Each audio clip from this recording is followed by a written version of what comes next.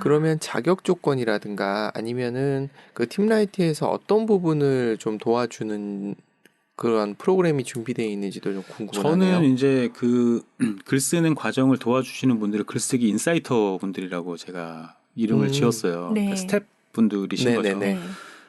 그래서 그분들이 이 글쓰기를 머뭇거리고 무서워하는 분들을 이렇게 응원을 해드려요. 해드리고 네네. 그리고 글을 쓰면은 잘 쓰셨다고 댓글도 남겨드리고 저는 제가 지향하는 글쓰기는 뭐냐면 사실 공저로 하면은 장점이 뭐냐면 분량이 그렇게 많지 않잖아요. 같이 쓰는 그렇죠. 거니까. 네. 혼자 한 권을 다 쓰면 너무 힘들잖아요. 맞아요. 그렇죠.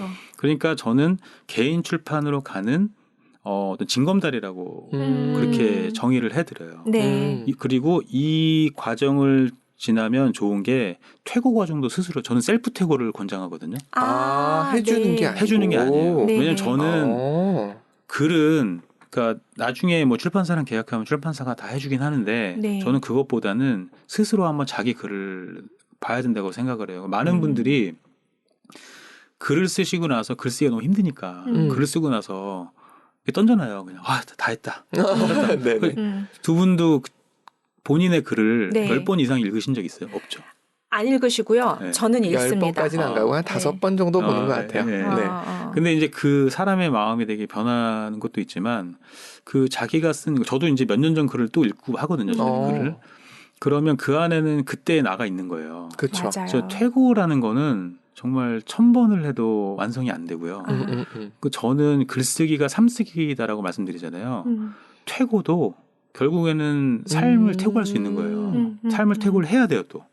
네. 그런 의미에서. 네. 그래서 저는 그 작가님들의 글을 사랑하려면 자기 글을 10번 이상 읽으셔야 된다. 그래서 맞춤법 이런 건 기본이지만 읽다 보면 안 보이는 게 보이거든요. 그쵸. 안 보이는 게 보이고, 그래, 내가 이런 생각을 했었어? 내지는, 이걸 내가 이렇게 멋있는 문장을 썼단 말이야? 이런 것도 발견하실 수 있어요. 그래서 저는 퇴고의 과정이 정말 지난하고 힘든 게 아니라 맞춤법 맞추고 이런 게 아니라 나를 한 번 더 한층 더 들여다볼 수 있는 기회라고 생각을 하기 때문에 셀프 퇴고를 추천해 드리거든요. 네. 물론 제가 이제 가이드 이런 거 드려요. 어떻게 좀 뭐 비문 잡고 이런 거는 이제 가이드 드리는데 네네네. 그 과정을 통해서 그분들이 아까 말씀드렸던 생각해보지 않은 주제로 글을 쓰고 퇴고를 스스로 해보고 그래서 그거를 책에 얹혀서 나중에 자기가 쓴 글을 종이책으로 받아서 밑줄을 긋는 그것까지 거기까지. 예, 저는 이제 그걸 지향하거든요. 그래서 네. 제가 지향하는 글쓰기는 내어놓는 글쓰기예요. 나중에 개인 출판할 때는 정말 전문적으로 뭐 쓰고 뭐 이런 걸 하겠지만 네. 공조 출판에서만큼은 정말 아무 눈치 보지 말고 내어놓으세요. 그러니까 전문적으로 퇴고해주고 하는 그런 출판사에서 해주는 그 출판과 달리 네. 스스로 한번 해보고 네. 스스로 한번 검증해 볼 그렇죠. 수 있는 그런 시간을 가지자. 네. 그래서 그리고 공저의 장점이 아까 말씀드린 대로 내가 다 안 써도 되니까 분량도 그렇게 부담이 없고 네. 그리고 퇴고나 그러면 이런 것도 잘할 수 있고 그래서 이 과정을 겪으면 정말로 책을 A부터 Z까지 만드는 그 전체 과정을 경험하는 거예요. 그러네요. 네. 그러면 나중에 개인 출판으로 갈 때 되게 약간 뭐랄까요 이제 준비된 그러네요. 거를 할 수 있죠. 그리고 저는 계속 강조하지만 뭐 책 나오는 것도 좋지만 어쨌든 글쓰기의 본질 그리고 글이 책이 된다는 거를 계속 말씀을 드리거든요. 네. 그래서 글쓰기 습관이 사실은 더 중요하다고 생각을 해요. 그래서 이게 되게 저는 좀 안타까웠던 게 뭐냐면 일단 강의를 하기 위해서 책을 써야 된다는 거를 갖고 계신 분들이 책을 만들어주는 회사들 있잖아요. 그 비용이 2-3천만 원이에요. 네. 맞아요. 그런데 가서 그냥 어떻게 쓰면 됩니다 하고 막 이끌어가는 대로 써. 그러니까 딱 문장을 보면은 정성 들이지 않은 거가 보이잖아요. 네. 아니면은 네. 따온 게 되게 많아요. 표절도 되게 많고 표절 이슈도 많고. 그렇죠. 그러니까 내 혼이 안 들어간 거잖아요. 그러니까 그렇게 책을 쓰는 사람이 너무 많다는 거를 알게 돼서 그게 조금 이 시대적인 요구는 책을 쓰는 거가 맞긴 하지만 그렇게 그냥 완전히 남이 다 만들어준 책이 무슨 의미일까 이런 생각이 좀 들거든요. 그래서 제가 아까 계속 반복되는 얘기인데 네. 그 서담을 전하려면 악함을 좀 그건 있어야 되죠. 왜냐하면은 네, 인정. 그게 더 영향력이 크잖아요. 제가 알고 있는 그렇게 운영하시는 분들이 근데 나쁘다고 생각하지는 않아요. 어쨌든 누군가의 꿈을 이뤄주고 이런 건 하는 거니까 맞죠. 비용이 뭐 너무 높아서 약간 그걸 대출받고 이러는 거 하시더라고요. 근데 솔직히 모르겠어요. 이게 네. 시기심일까 질투심일까 그럴 수도 있는데 그분들의 영향력은 되게 부러워요, 사실은. 아. 어떻게 네네. 했길래 아. 어떻게 했길래 그 사람의 마음을 어떻게 잡았길래 몇 천만 원을 싸들고 가서 그거를 책을 그럼 연구 같이 한번 해보실까요? 연구회를 한번. 그러니까요. 연구회? 근데 제가 사실 들어가서 네. 봤어요. 네네. 카페를 들어가서 봤는데 정말 이게 그분도 이제 하다 보니까 이렇게 됐겠지만 이런 거예요. 롤렉스 시계를 딱 보여주거나 이렇게 뭐 매제차에 딱 보고 당신도 이렇게 될 수 있습니다. 피라미샤? 이거예요. 그거예요. 딱 이렇게 돼요.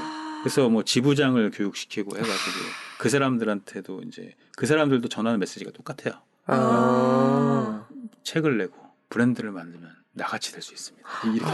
너무 슬프다. 그건 슬퍼요. 근데 이게 저는 네. 다 거짓말이라고 생각하지도 않고 다 진실이라고도 생각 안 하거든요. 근데 어찌됐건 돈을 대출을 받아서 2, 3천만 원을 들고 가서 그걸 내는 사람이 있다는 거는 어쨌든 그 사람은 뭔가 느꼈고 베너핏을 받았다고 생각하니까 돈을 내는 맞아요.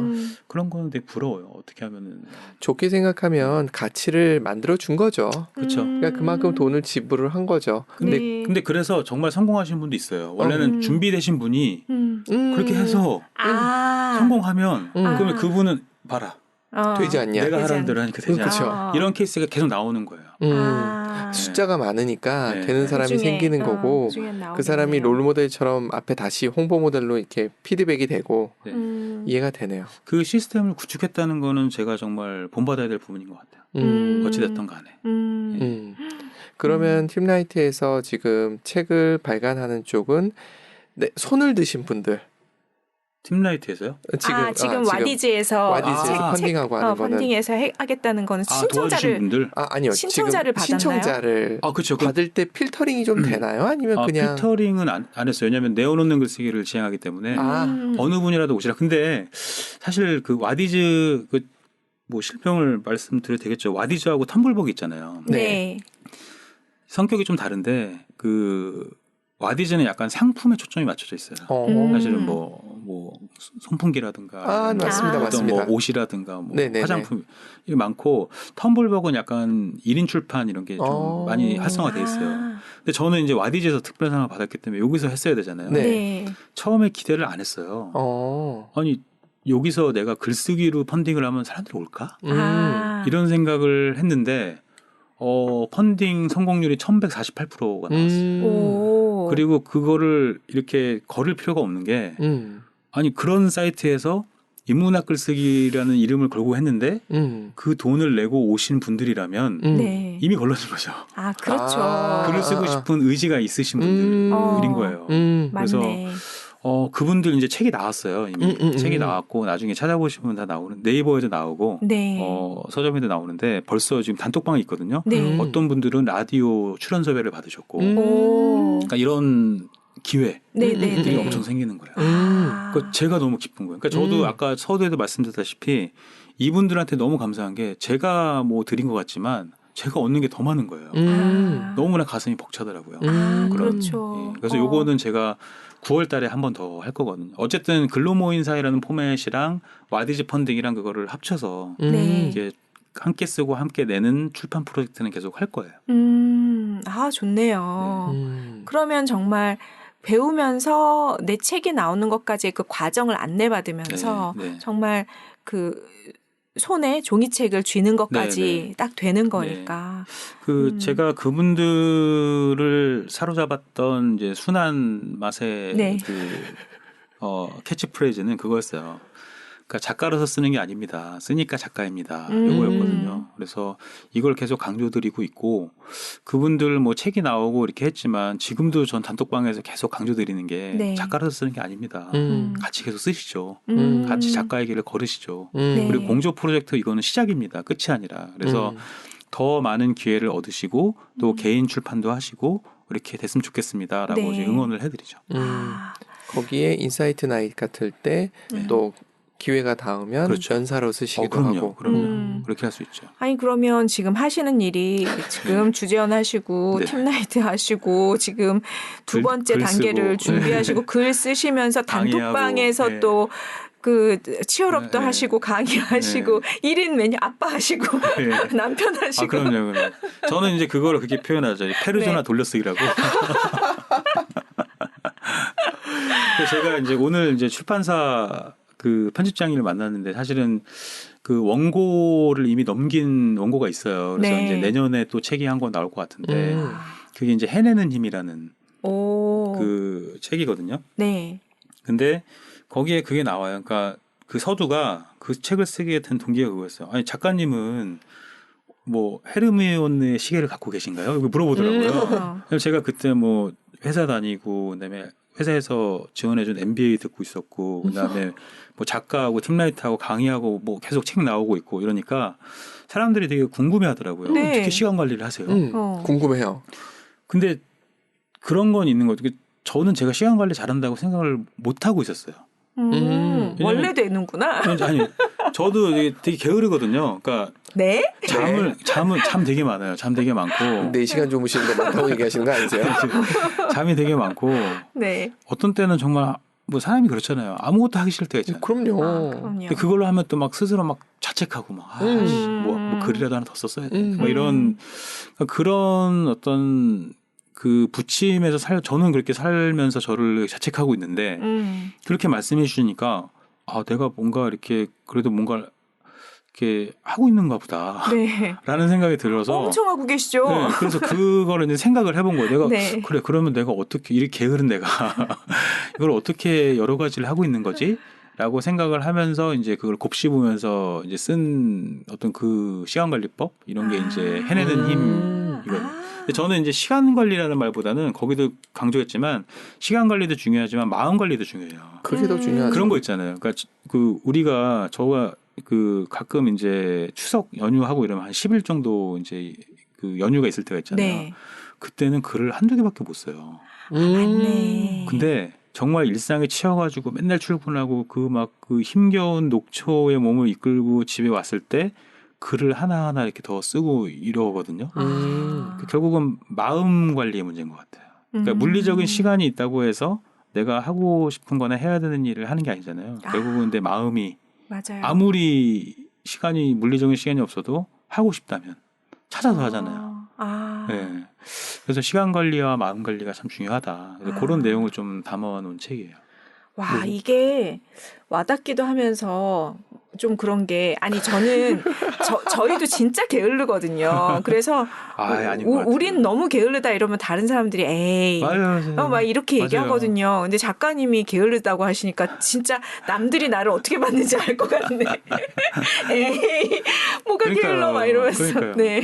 근데 다른 사람은 어차피 지금 우리 삶의 편집본만 보는 거잖아요. 맞습니다. 네, 맞아요. 그러니까 이제 그 롱테이크 컷은 못 보는 거죠. 그 롱테이크 컷 안에는 우리는 화장실도 가고 뭐 게으름도 피고 맞아요. 딴짓하고 게임도 있고. 하고 뭐 하는데 그거를 이제 모르시니까. 모르시니까. 딱 그거 같다. 우리 마스크 쓰고 있으면 눈만 보다가 이 아래는 상상하잖아요. 그러니까 우리 삶을 편집된 것만 맞아요, 보고 상상하다가 그 가려진 부분에는 게으름도 있는데. 갑자기 성선설이 생각납니다. 네. 좋게 보잖아요, 사람들이. 네. 더 좋게 보죠. 그러니까 사람들 착하네. 좋게 보는데 그게 문제가 뭐냐 하면 그 좋게 편집한 걸로 나를 비교하니까 문제죠. 그렇죠. 나는 그만큼 못해. 맞아요. 그러니까 남들은 다 나보다 빽빽하게 살고 있는 것 같고 맞아요. 나만 아닌 것 같고. 맞아요. 그런 게 있죠. 여하튼 지금 제 궁금증은 네. 바로 옆에서 지켜보시는 네. 와이프분은 어떻게? 저는 네. 정말 가족한테 너무 감사하거든요. 그러니까 제가 이런 활동을 할 수 있는 게 가족의 무한 신뢰, 무한 지지예요. 물론 처음에 이제 제가 막 그 번아웃이 와가지고 네덜란드에서 막 그 퇴근해 와가지고 가족들이랑 잘 놀아주지도 못하고 이제 글을 막 쓰고 이럴 때 네. 네. 와이프도 힘들었겠죠. 그러니까요. 힘들었겠죠. 힘들어하는 저를 보는 것도 힘들었을 거고 주말에면은 무기력하게 이제 누워 있던 저도 이제 힘들었을 텐데 애들도 막 아빠 왜 안 놀아줘요? 막 이랬었거든요. 근데 첫 책이 나오고 책을 딱 주니까 모든 게 이제 끝난 거예요. 이 사람은 쓸데없는 짓 하고 있는 게 아니구나.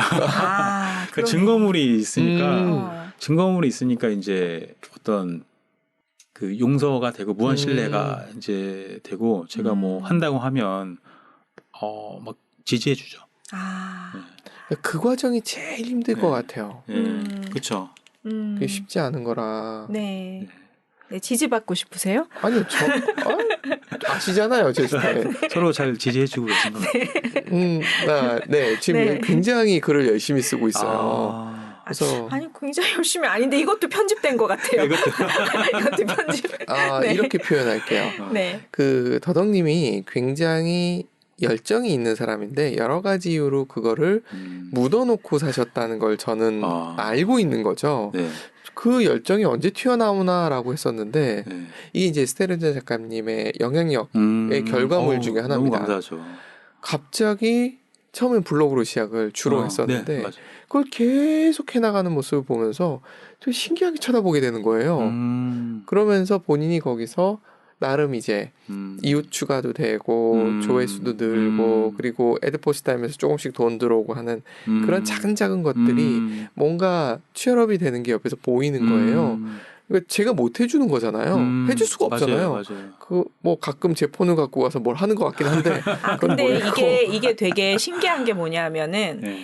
이 각자가 자기 프레임으로 상대를 보는 건 확실한 것 같아요. 그럼요. 그래서 지금 그걸로 제가 치얼업이 됐다고 해서 물론 글을 쓰는 건 좋긴 한데 사실 제 삶에서 그게 크지 않은데 옆에서 볼 때는 그게 되게 좋은가 봐요. 제가 뭘 글을 쓰고 꾸준히 있다는 하고 게. 있다는. 네네. 네. 그럴만하죠. 네네. 그러니까 정말 예전에 보면 컴퓨터 앞에서 그냥 서핑만 하고 있었던 맞아요. 쓸데없이. 소비만이었다고 생각하는데 네. 지금은 글을 토해내니까 그 토해내는 글쓰기라는 표현이 저도 굉장히 와닿았는데 그리고 이제 좋아 보이는 거예요. 그게 이게 참 그런 게 그 작가님이 대단하시다고 느끼는 게 뭐냐면 어쨌든 뭔가 하나씩 쓸 때 자기 검열이 있잖아요. 네, 그럼요. 근데 그 자기 검열을 하다 보니까 그 하나하나를 쓰는데도 애가 쓰이지만 이거를 책으로 뭔가 엮어서 낸다는 거는 뭔가 그 자체를 엮는 뭔가 줄기가 있어야 그렇죠, 되고 그렇죠. 이거를 책으로 내도 되나? 막 이런 것도 이제 생각이 될 맞아요. 거고 근데 그 와중에 그거를 냈을 때 어쨌든 성장이 있는 거잖아요. 맞아요. 근데 그거 사실 포스팅 하나 하거나 글 하나 쓰는 것도 엄청 애가 쓰이는데 책을 써야지 하고 직장 다니면서 하셨단 말이죠. 전 그게 너무 궁금한 거예요. 저는 이제 네. 이거를 양의 글쓰기로 풀이를 해요. 그러니까 제가 써놓은 글이 많으니까 네. 아까 말씀하신 그 속성 책 쓰기의 맹점이 뭐냐면 네. 아까 말씀하셨잖아요. 네. 작가의 생각이 없다. 그 얘기 뭐냐면은 작가의 세계관이 없는 거예요. 근데 세계관은 어떻게 완성되냐면은 글이 쌓이잖아요. 알아서 지네가 세계관이 형성돼요. 알아서. 내 생각이 거기 다 있으니까. 네. 저는 이거를 이제 네온사인 이론이라고 얘기를 하거든요. 그러니까 진짜 대단하신 것 같아. 뭔가 네이밍 하는데도 탁월함이. 네. 네온사인이 이제 보시면은 전구로 이루어져 있잖아요. 네. 근데 이제 그 형태 심리학으로 좀 돌아가 보면 거기서 말하는 그 핵심이 그거예요. 전체는 부분의 합 이상이다. 게슈탈트 이론. 게슈탈트. 네네. 전체는 부분의 합 이상이다. 이거를 가장 잘 나타내는 사물이 네온사인이거든요. 그러니까 예를 들면은 전구가 100개가 있어요. 네. 근데 그게 불빛이 들어왔어요. 근데 그 불빛만으로 끝나지 않잖아요.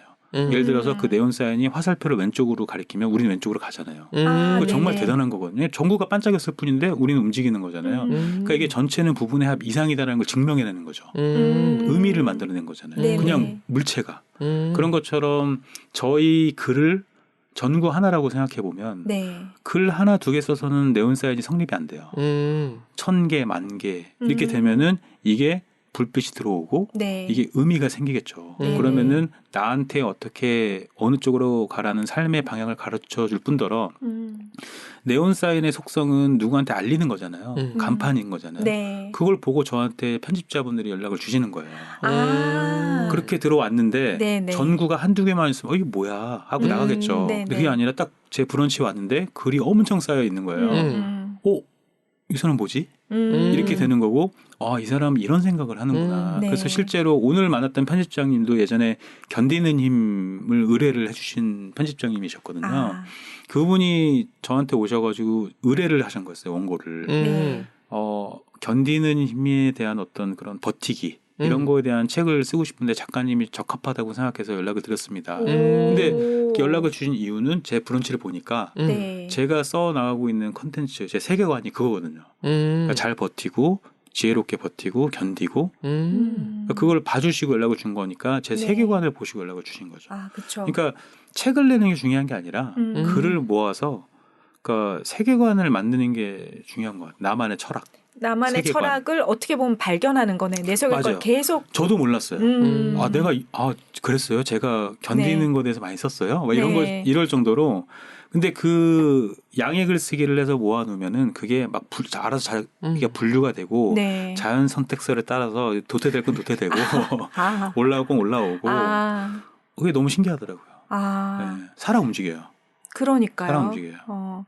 이 글을 쓸 때 네. 이건 어떻게 고쳐야 되나요? 어떤 진지충. 지금 상담 코너로 바뀌고 진재충이 뭐 너무 글을 진지하게 너무 쓰는 진지충. 거죠. 진지해지는 진지충. 저는 이제 네. 뭐 내어놓는 글쓰기를 이렇게 지향하기 때문에 네. 저도 약간 진지충에 가깝긴 해요. 아, 그러세요? 저도 이제 철학적이고 인문학적이고 그러니까 제가 글을 많이 쏟아낼 수 있는 이유는 뭐냐면 그런 눈치를 안 봐요. 남이 나를 진지하게 볼지 뭐 유쾌하게 볼지 이런 거 안 해요. 그래서 근데 재밌는 거는 이런 피드백도 받아봤어요. 작가님의 제가 무슨 책이었죠? 그 퇴근하면 한 주씩 씁니다인가 아니면 오늘도 출근을 합니다라는 책에서 얻었던 건데 네.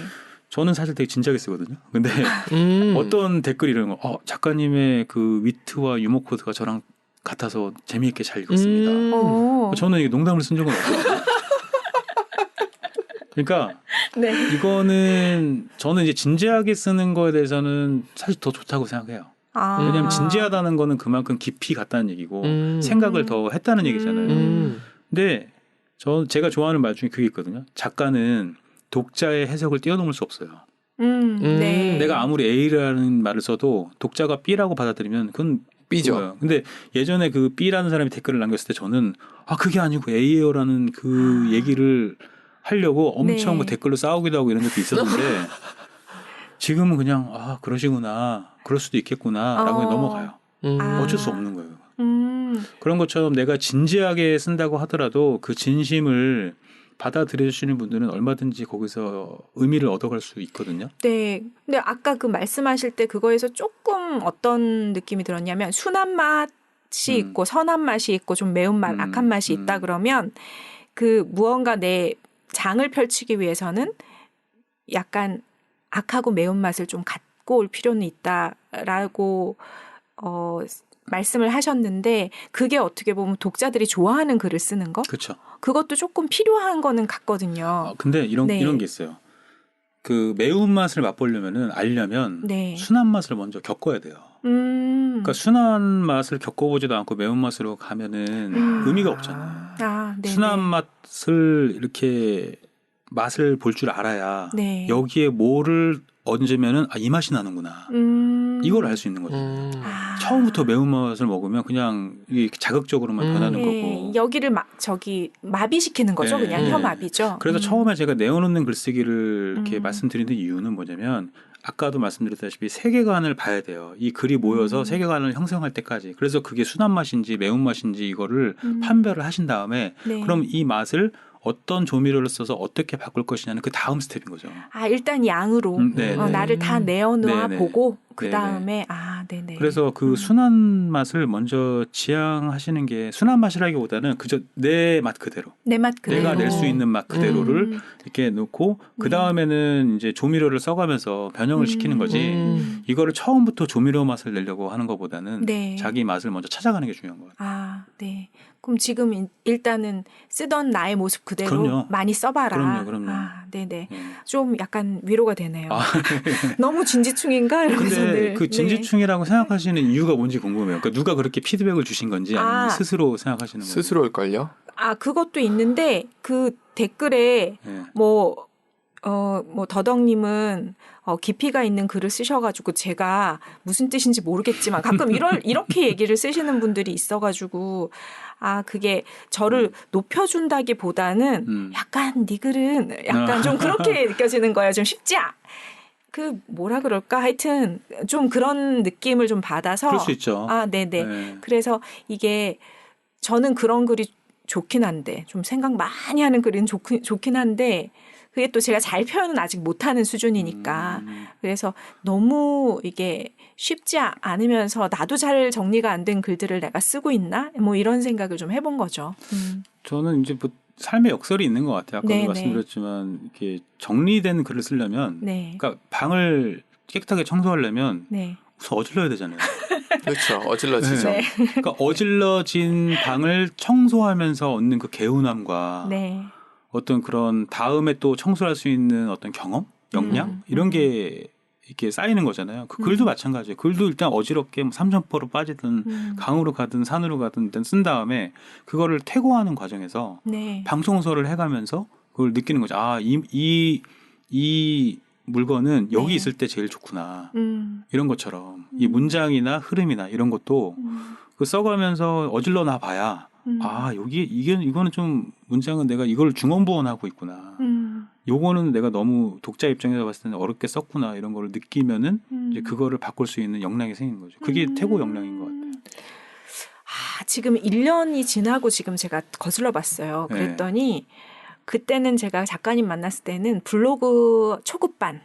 그래가지고 막 글을 한번 써봐. 그래서 포스팅을 하는데 무조건 1일 1 포스팅 아무거나 막 써. 막 이런 느낌이었다면 지금은 글을 쓰면서 조금 고민도 하고 약간 그런 게 생겼구나 하면서 또 지금 갑자기 제가 스스로 아, 작가님 고맙습니다.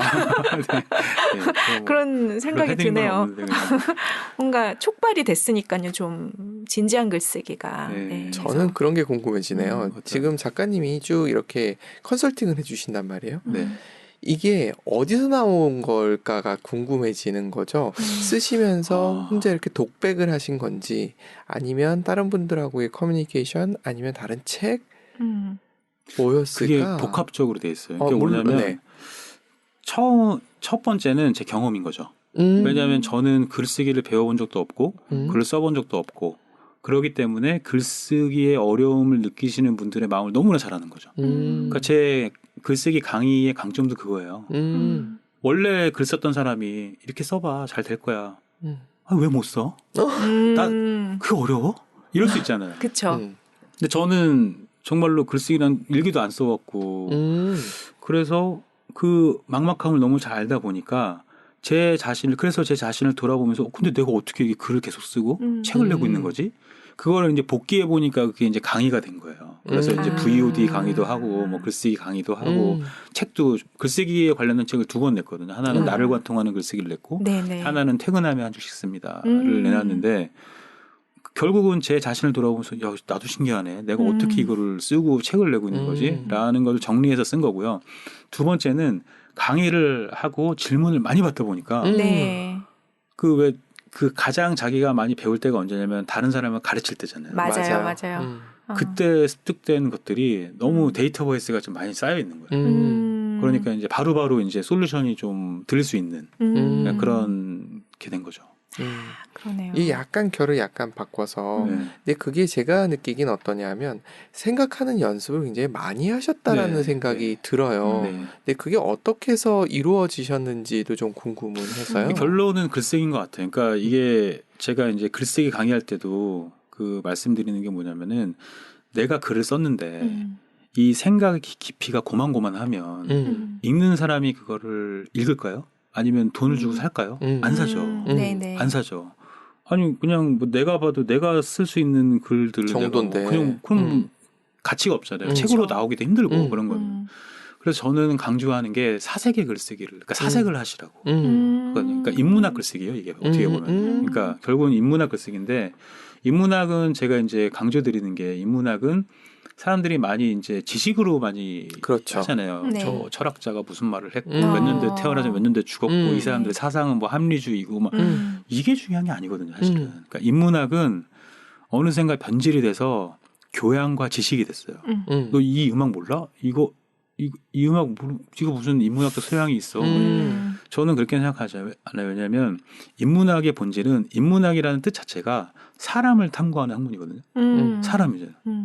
나 사람이잖아요. 그럼 나를 탐구해야지 또 다른 사람을 탐구하고 왜 우리가 미술과 역사와 고전과 이런 거 연도를 달달달달 외우면서 이게 마치 인문학인 것처럼 생각을 하냐 이거죠. 맞네요. 물론 우리나라 사람들의 종특도 있어요. 스티브 잡스가 종특 맞습니다. 스티브 잡스가 네. 기술만으로는 부족하다. 네. 맞아요. 인문학이 결합되어야 한다라고 했을 때 우리나라에 인문학 광풍이 불었거든요. 맞아요. 네. 우리나라 사람들의 종특이 뭐냐면 빨리빨리잖아요. 빨리빨리는 뭐랑 연결되냐면 어떻게랑 연결돼요. 왜가 연결이 안 돼요. 어떻게 하면 인문학을 빨리 정복할 수 있어? 어떻게 하면 인문학 소양을 늘릴 수 있어? 그래서 우습지 않게 일어난 일들이 뭐냐면 절판됐던 고전들이 다시 찍히기 시작을 하고 어떤 회사에서는 철학과 학생들을 뽑아서 코딩을 가르치기 시작했어요. 너희도 한번 아이폰처럼 훌륭한 걸 만들어봐. 하지만 그런 제품이 나오지 않았죠. 그러니까 이거는 어떻게에 초점을 뒀기 때문에 왜 인문학을 해야 되는지는 잊어버리고. 네, 네. 저는 그래서 인문학을 이렇게 정의를 해요. 나라는 마음의 호수에 네. 던지는 왜라는 돌. 그러니까 내가 아까 말씀드렸다시피 인문학은 사람을 탐구하는 거고 나는 네. 사람이라면 나한테 질문을 계속 던지는 나는 오늘 왜 소고기가 먹고 싶지? 나는 저 사람이 왜 싫지? 나는 왜 살고 있는 거지? 무엇을 위해 사는 거지? 이런 질문을 던질 때 글쓰기는 이어져요. 왜냐하면 그 질문이 모두 글의 소재니까. 이 말씀 너무 와닿아요. 네. 그러니까 생각 없이 그냥 일상을 살 때는 그냥 네. 하루가 지나갔잖아요. 근데 네. 저는 아직 그런 거를 이렇게 예리하게 끄집어내서 생각하는 건 아직 안 되니까 하루 일상을 살다 저한테 불편한 게 있을 때 그게 소재가 되더라고요. 그럼요. 그게 글쓰기는 딱 좋은 거예요. 뭔가 네. 생각을 그럼요. 딱 떠올렸으니까. 그게 일상을 달리 보는 이제 시작이 되는 거고. 네네. 그래서 저는 이제 사색의 글쓰기가 결국은 질문을 하는 인문학 글쓰기라고 생각을 해서 아까 주신 질문을 정리해서 말씀드리면 그러한 어떤 사색의 깊이나 그런 것들이 글을 쓰면서 자꾸 나를 이렇게 질문을 하고 그걸 글로 표현하고 그래서 자기를 계속 성찰하는 거를 멈추지 않으니까 그런 어떤 데이터베이스가 형성이 되는 거예요. 그러시면서 책이나 이런 것도 접하시고. 그렇죠. 그러니까 이게 달리 보일 것 같긴 해요. 네. 아까 말씀하셨듯이 내 글을 퇴고하면서 과거의 내가 보이고 그럼요. 이렇듯이 책도 저는 몇천 권 읽었다는 분도 부럽기는 한데 네. 저는 좋은 책을 여러 번 읽는 스타일이지 새로운 책을 막 읽어나가는 스타일은 또 아니더라고요. 제가 보니까. 근데 똑같은 책도 내 상황이 바뀌면 다른 게 크게 다가오잖아요. 그럼요. 그런 생각도 들고. 갑자기 기피디님 이렇게 말씀하시니까 이소룡의 그 명언이 생각나네요. 뭐였죠? 나는 만 가지 발차기 하는 사람보다 한 가지 발차기를 1000번 연습한 사람이 더 무섭다. 이소룡이 그런 말을 네, 했군요. 그런 말을 했어요. 그 주유소 습격 사건에 저는 그걸 한 놈만 생각했는데. 같이 보셨군요. 제가 이 얘기를 많이 인용했었어요. 너무 인상적이어가지고 그 네. 배우 이름이 뭐였지? 유호성. 네. 유호성. 예. 앞으로 이거 예를 드세요. 더 있어 보여요. 이소룡. 이소룡? 네. 그거는 제가 얘기했고 스타일대함님이 얘기해서 차이가 나는 거예요.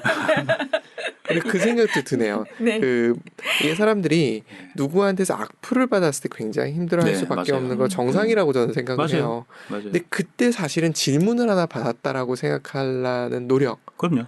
이면 또 하나의 글과 또 하나의 무언가가 나올 수 있는 맞아요. 기회가 있다라는 생각도 플러스 드네요. 아까 말씀드린 네. 저자는 독자의 해석을 뛰어넘을 수 없다를 받아들이면 인정하면 악플령 전혀 신경 안 써요. 그리고 브런치로 예를 들어드리면 네. 댓글 삭제 기능이 있어요. 지우면 돼요. 지우면 되고 요즘에는 그 악플이 하도 많이 생기다 보니까 브런치에 새로운 기능이 생겼어요. 댓글 금지. 내가 올리는 글에서 이 글은 내가 댓글을 안 받겠다는 걸 설정할 수가 있어요. 뭔가 문제가 될 만한 어떤 글을 나의 의견이 굉장히 강하다.